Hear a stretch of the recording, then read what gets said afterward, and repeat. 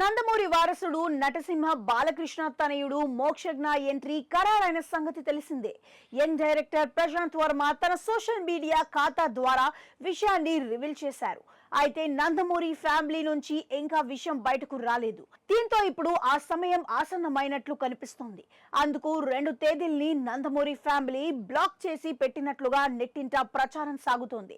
వివరాల్లోకి వెళ్తే బాలకృష్ణ ఇండస్ట్రీకి వచ్చి 50 ఏళ్లు పూర్తయిన సందర్భంగా పరిశ్రమ భారీ ఎత్తున స్వర్గోత్సవాలు నిర్వహిస్తున్న సంగతి తెలిసిందే. సెప్టెంబర్ 1న కార్యక్రమంగా గ్రాండ్ గా జరుగుతోంది. బాలయ్య ఇండస్ట్రీలో సాధించిన విజయాలు, అవార్డులు, రివార్డులు, 50 ఏళ్ల సినీ ప్రయాణం, రాజకీయంగా సాధించిన విషయాలపై ప్రత్యేకంగా వక్తలంతా మాట్లాడే అవకాశం ఉంది. ఆ కార్యక్రమానికి నందమూరి కుటుంబ సభ్యులంతా కూడా హాజరవుతున్నారు. ఈ నేపథ్యంలో ఆ రోజున మోక్షజ్ఞ ఎంట్రీ గురించి కూడా ఆ కుటుంబ సభ్యులు అధికారికంగా ప్రకటించే అవకాశం ఉంటుందన్నారు. ఆ రోజున ఖచ్చితంగా బాలయ్య తనయుడి గురించి మాట్లాడే అవకాశం ఉంది. ఒకవేళ ఆ వేదికపై రివీల్ చేయకపోతే మరో తేదీ కనిపిస్తోంది. అదే సెప్టెంబర్ 6.